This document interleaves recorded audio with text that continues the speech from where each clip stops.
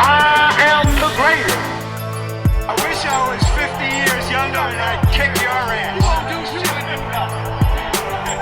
Just stick and move. And just waking you up and saying, now stick and move. Keep your hands up.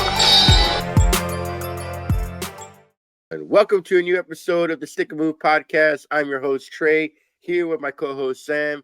And today we are discussing probably one of the greatest robberies or most talked about fights of all time, and that is Sugar Ray Leonard versus Marvin Hagler.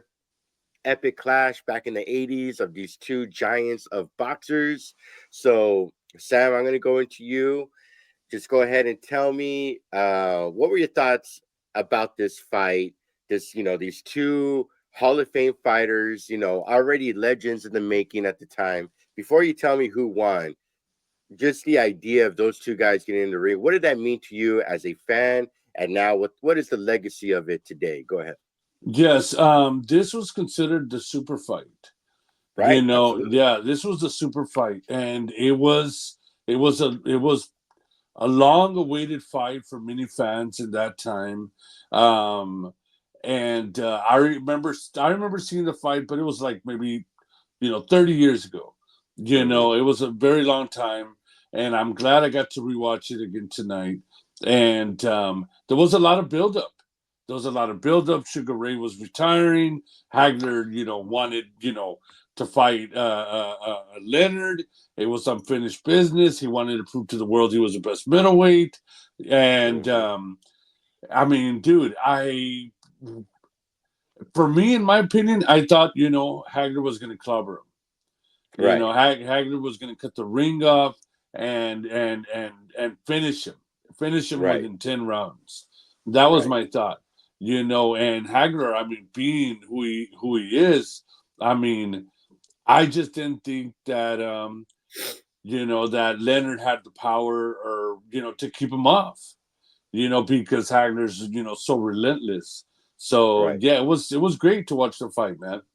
Yeah, same here. I remember watching that fight with family, and we were excited. You can say it was arguably the biggest fight since Thriller in Manila or even Rumble in the Jungle. You know what I'm saying? Yeah. Where these two boxing guys that we've always wondered, because you got to remember something. Sugar Ray Leonard was already retired for almost 3 years, if I'm not mistaken. You know what I'm saying? He hadn't fought since then. He was already in the commentary booth. You know what I'm saying? So for him to come out and already go, not even take up a tune-up fight and go straight into the boogeyman of that division just goes to show you why these boxers have lived on well after their careers, their legacies and everything, especially with this fight. So let's get into it. I'm going to go ahead and post the cards here. And I have... Hey guys, Trey here. If you love today's controversial episode and you want to see our channel grow, please drop a like, subscribe, and also comment. Sam and I are always going back and forth with those commenters on our controversial topics and opinions, and we love it so much. So go ahead and hit that like button, hit that subscribe, most importantly, so our channel can grow and we can give you guys the best content as possible. Sam and I were always uploading multiple videos a week, and we want to continue doing that, and we need your help. So go ahead and subscribe, guys. And most importantly, like I always say, don't forget to stick and move, baby.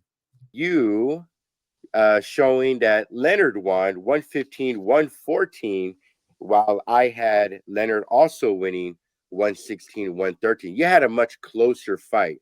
Yes. So let's break it down within the first 1, 2, 3, 4 rounds, because your first 4 rounds look exactly like mine, where you had it 9-10 all the way down for Leonard in those first 4 rounds. What did you see in those first 4 rounds that gave you Leonard winning those early on? Leonard, he was sticking and moving, bro. Right. He was faster. He was moving around the ring. Hagler was chasing him basically the whole fight.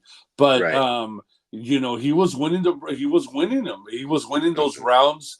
I had him all for those first 4. I had him all for Leonard, and he was just outclassing him, bro, with Right, speed and moving around, and Hagler was just trying to hunt him down and couldn't land. You know, it was just one sided for me, and I thought, oh damn, it's been decades since I've seen this fight, and I'm like, oh my god, this is gonna be a landslide. That's what right. I thought. It's so funny you say that because it's been years since I've seen it. I remember I saw it about 5 or 6 years ago, and I hadn't seen it since then. And I was watching the fight, and it brought up a memory to me when I rewatched it 5 years ago.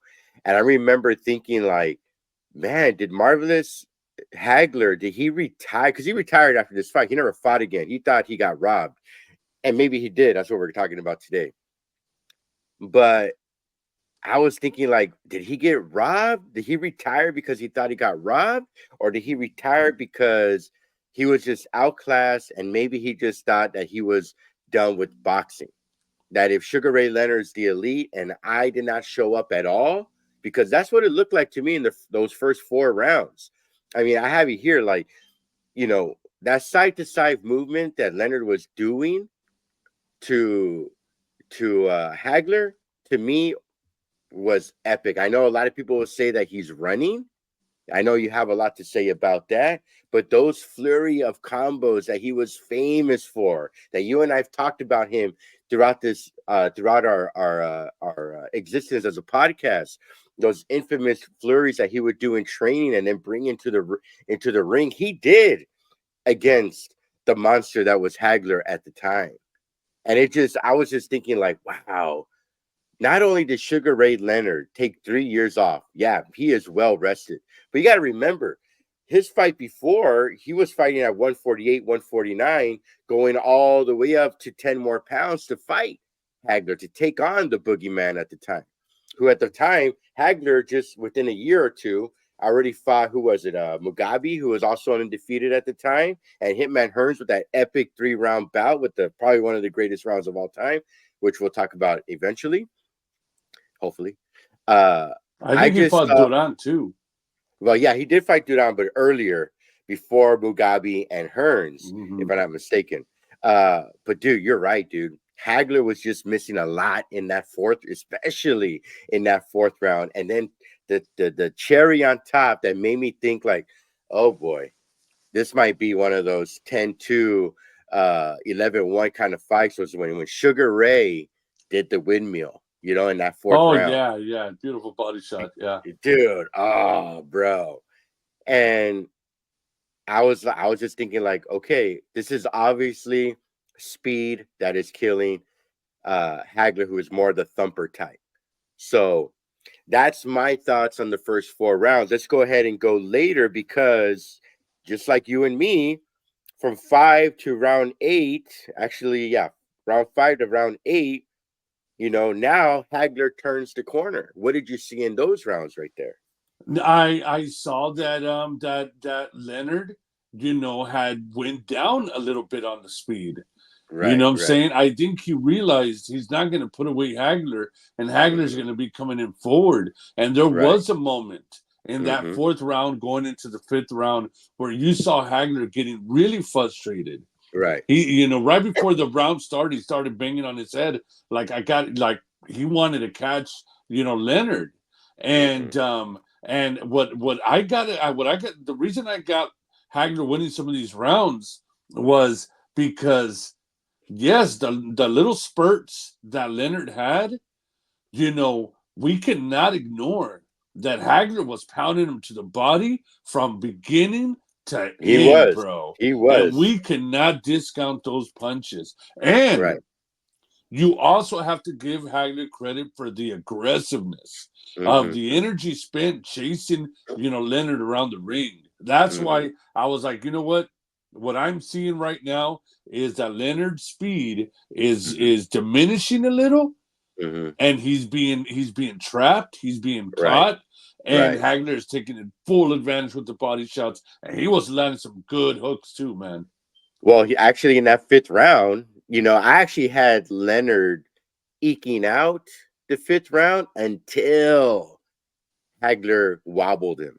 You know what I'm saying? Yeah. And you just saw Leonard's face change, where he's like, okay, Now I got to fight a different fight. And within those next 3 rounds afterwards, bro, he was just, like you said, Hagler was just chopping him down with those vicious, vicious body blows, while Sugar Ray Leonard's punches, although effective, were just bouncing off him. You know, it's kind of like Leonard realized that, you know what, I'm not going to beat him with speed. I just got to thump him to death. And he kept on moving forward and forward and forward. And that's why I think, for the most part, Hagler won those middle rounds, because Sugar Ray Leonard, also to what you've talked about, was moving around, was trying to, I wouldn't even say stick and move. He was actually like just skipping around the ring the entire time. So what are your thoughts about Sugar Ray Leonard moving around like that? Look, he knew that he couldn't be cornered. Right. Those punches were hurting him. Those Right. body shots were hurting him, and he Right. knew that those body shots were landing, and they were going to be counted against him. You know what I'm Right. saying? And let's not. And I think that the coach probably did tell him too that he has to conserve energy. He's Right. realizing that he's not hurting Hagler. He's realizing that it's going to go out 12 rounds, and that's why he had to, slow it down a little, because he has to finish this fight. And he Right. knew this is how, it's going to. He realized he's not going to hurt Hagler. You Right. know what I mean? So that's when the strategy kind of changed, and he had to move. He had to move around Right. the ring. He couldn't Right. stand in front of him. What do you say about those people? Because you've talked to me about it before, about running in the ring. Where does that come from, in your opinion? Look, I thought that using the ring, I'm fine with it when you can deliver, when you can when you can deliver shots and punches and not just run. Where did it come from? I think it started with Ray Leonard. And, if somebody in the comment section could correct me on that, but I think it started with Leonard. Because I remember my dad arguing about that. He didn't like that there was some fights where Leonard was just running around the ring. But I mean, look. I'm gonna be honest. He Talk did to me. that. He did that maybe 2 or 3 rounds of this fight. Other Right. than that, Leonard stood his ground and he fought his way through. You know what I'm saying? But I mean, he's being smart though. Right. You know what I'm saying? It's being effective because, one, it frustrates your opponent. It frustrates your opponent. It tires your opponent. It tires you too, but it Right. Of tires your course. opponent. Right. And there's no need to take so much damage. Right. Right. You know what I'm saying? And especially if you have a plan that, hey, you know what, this is gonna go the distance and I'm gonna not get hit. And I'm gonna try to see if I can throw in a couple of spurts, couple of flurries to try to steal the round. I mean, many boxers do it today. So, I mean, where did it start? I think it probably did start with Leonard. That's a good point. And I think that's one of the reasons why Leonard was such an innovative boxer, not only with his flurries and combos in the rings, but he did use the ring for defense, because you could arguably say that he has the greatest endurance of any boxer at the time, Mm. you know? And it's a good strategy, bro. Let's just face it. I know we don't like boxers that are running in the ring and stuff like that, but dude, look, it's effective. Is this the birth of it? I'm not really sure. Some people might argue Muhammad Ali would even do that from time to time, but like you said, yes, he would use the ring for space and defense for Muhammad Ali and Sugar Ray Leonard, but they would also, you know, fight as well. Like, yes, I'll use the ring for defense, but I'm gonna get in there and get dirty if I have to steal these rounds, if I must. I don't Yes. know. I don't know if Leonard took it to another level, and then we can argue about Floyd Mayweather later. But I don't know, man. I think the birth of it. I think you're right. I think you and your pops is right. I think I think maybe it didn't start with Sugar Ray Leonard, but maybe Leonard perfected it. What do you think? Yeah, I think that maybe, of course, he got that from somebody, Right. but this is what made it famous. Hmm. But I want to give Sugar Ray his credit though, Talk to me. because although he used the ring to get away from being hit, and which is the sweet science of boxing, right?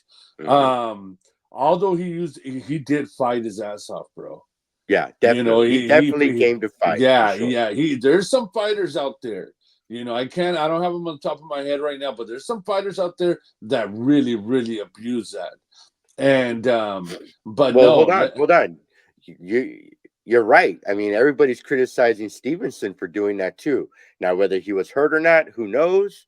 But you're right. I mean, there's a lot of boxers, even to this day, that take it to that next level yeah, of what Sugar Ray, even Floyd or Muhammad Ali or other boxers that use the ring for space and for their advantage. Sorry, go ahead and finish your thought. yes, and I mean De La Hoya did the same thing. De La Let's Hoya not did too. forget, De La Hoya would also, run and run and run, and I hated that, by the way.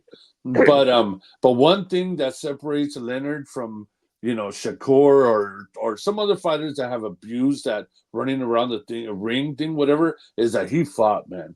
Right. Leonard is an all-time great legend. I mean, he knew what he was doing. It was a great plan with a great coach. Let me ask you this before we get into the last part of the round or the rounds. Did Leonard need this fight on his resume? Because he already fought the best of the best at the time, you know? Did he need to go in there in such a dangerous fight, moving up 10 pounds and his first without even a tune-up fight? Did he have to go fight Hagler to cement his legacy? Could he have gone without it? What do you think? I see it like this. Talk to me, brother. Could Canelo retire right now without fighting Benavides? You Okay. know what I'm saying? Okay. You know what I'm Touche. saying? Yeah. Yeah, he needed it. The people wanted it. Hagler was calling him out. Um, yeah, he needed it, bro. I think he Hmm. needed it. That's what cemented his legacy. You know Right. what I'm saying? The fact that he beat Hagler, arguably the best middleweight ever. Until Right. today, people are saying that he's one of the greatest ever in the middleweight. But yeah, he needed him, bro. Just like a lot of fighters need to cement their legacies, like the way Pacquiao and Floyd fought. Yeah, he needed this fight. It's just so interesting, bro, because he already fought Duran twice. I mean, he fought Benitez. I mean, I don't know if he really needed it. I could see what you're saying. Uh, he fought Hearns, of course. But yeah, you're right, bro. You caught me on that one. Yeah, if Canelo wants that, I mean, and it's just so funny because it's always going to be another boxer that somebody else has to catch, no matter who they fight, win or lose. You know what I mean? So I agree with you on that. He needed this fight. Those were the four kings. We did an entire episode on the four kings, and yeah, bro, you're right. You're right. You're definitely right. So let's get into that epic, epic, epic ninth round because just like me, you had the ninth round 10-10, a draw. What made that round so epic to you, in your opinion? Um, Ray Leonard, bro, had some beautiful flurries, beautiful Oh, combinations. I mean, the bro, crowd got up. It was awesome. He did it like maybe two or three times. he did. Great moments. Hmm. But we could not ignore the fact that Hagler did not stop pounding the body, bro. Dude. From the bell to the end of the bell, bro. Hagler Hmm. was there in his face, pounding the body, and those body shots count. They Right, cannot be ignored. That's why I told myself when I judged it, I go, look, that was beautiful by Leonard, but right. but we cannot ignore those body shots. I mean, Hagler, dude, I don't even know what the stats are on the punches. I wouldn't be Hmm. surprised if Hagler had more punches, land and thrown. Right. But I had to give it a 10-10. There's no way I was going to give that just Leonard. I actually had Hagler winning that round until exactly what you said. There was a moment, bro. where Sugar Ray was on the ropes and Hagler was chopping him down. And then Sugar Ray Leonard turns him around and then does that gorgeous set of flurry combos that I've never seen before. You know what I'm saying? It reminded me of that, what was it, the third or fourth round of the Thriller in Manila when Muhammad Ali turned around Frazier in Oh that yeah. epic blast. Oh, dude, it was like a ballet performance of him shifting his hips over to turn over Marvin Hagler. And to me, that told me, you know what, bro?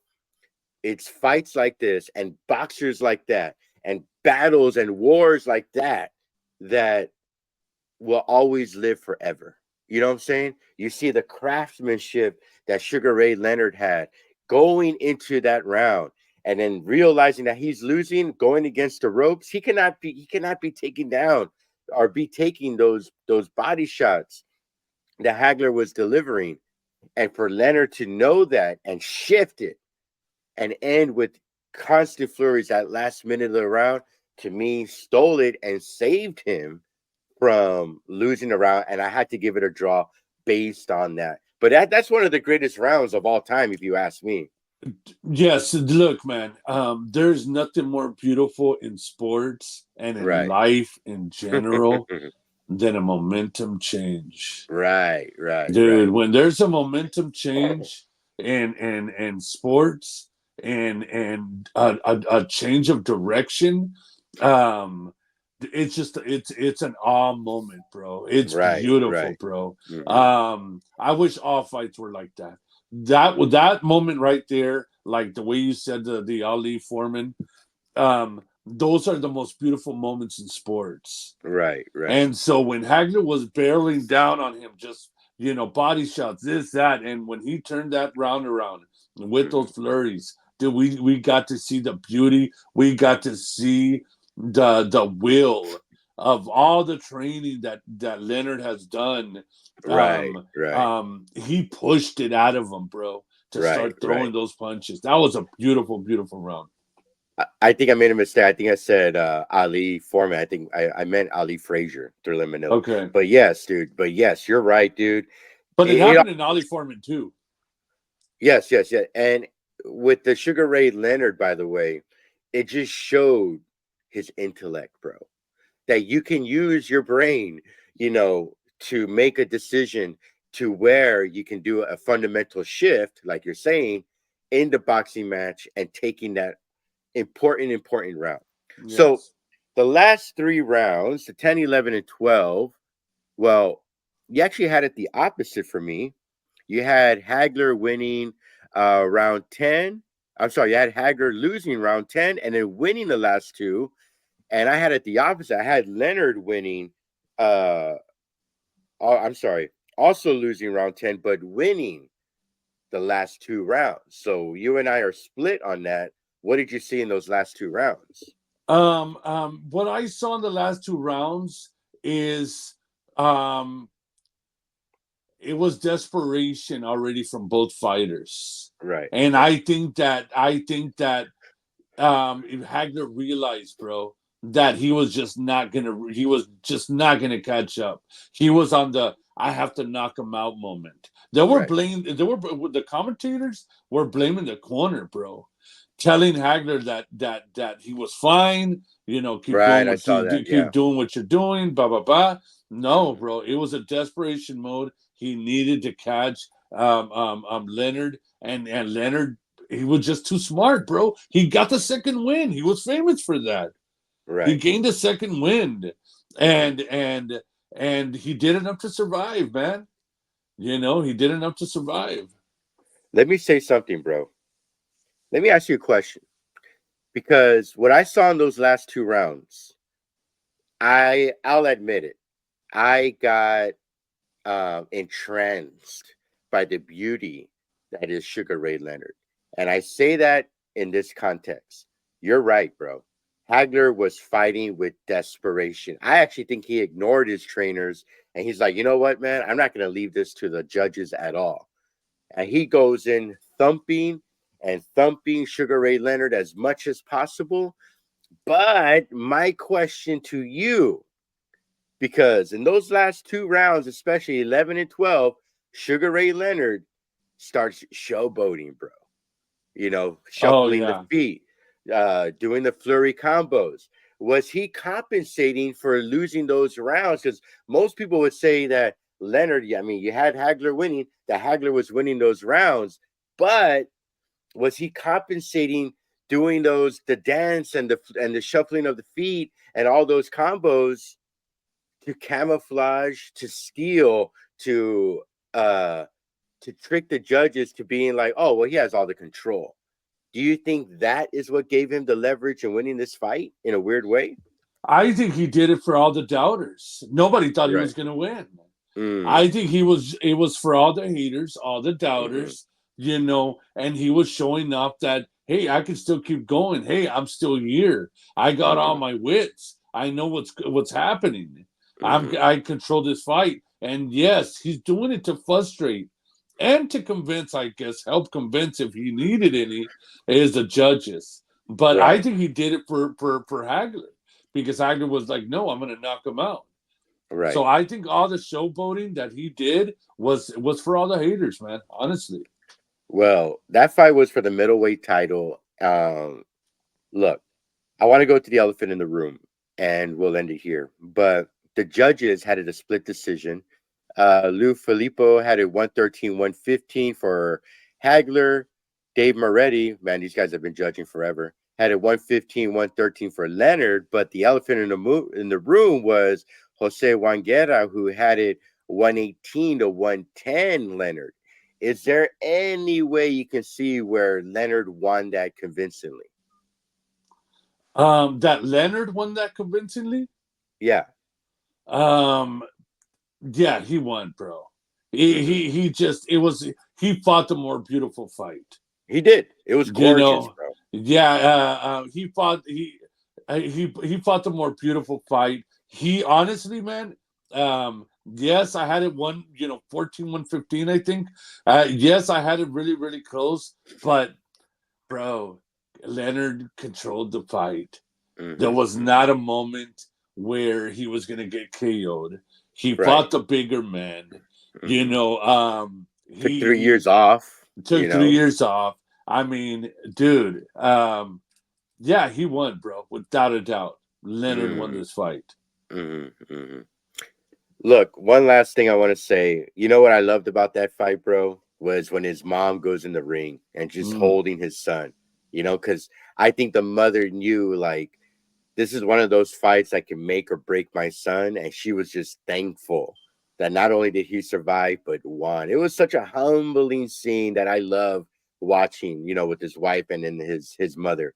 That's a moment in boxing or in any sport that we rarely see, and that's why actually I love boxing, because you get to see that connection, especially before or after the fights with the fans and family and stuff like that. So, do you have any last thoughts on this epic fight? You know what? You know was a little side, something that I saw that Mm, that that that I freaked out on, bro. talk to me. Bro, Richard Steele does not age, bro. God, I was like, is that Richard Steele refereeing? I'm like, Yeah, dude looks the same, bro. yeah, yeah, Like the yeah. dude that never aged, man. And Hmm. but yeah, it was an epic fight, man. It was awesome. I mean, it was for the books, man. They had to close it. They had to Hmm. close the whole talk, bro. Everybody was talking about it. Right. Hagler wanted it, and Leonard really didn't. And and I guess he felt, hey, if I don't prove, my worth, because there's some doubters out there, then I gotta shut everybody up with this fight. And that's what he And he did. did. He did, bro. He did. Yeah, he did. Let It me was a let great me fight. let me ask you this. Let me ask you this. I know I've been saying one more question, but I would be remiss to ask this question. Should Hagler have retired? Hagler. Yeah. Should Hagler have retired?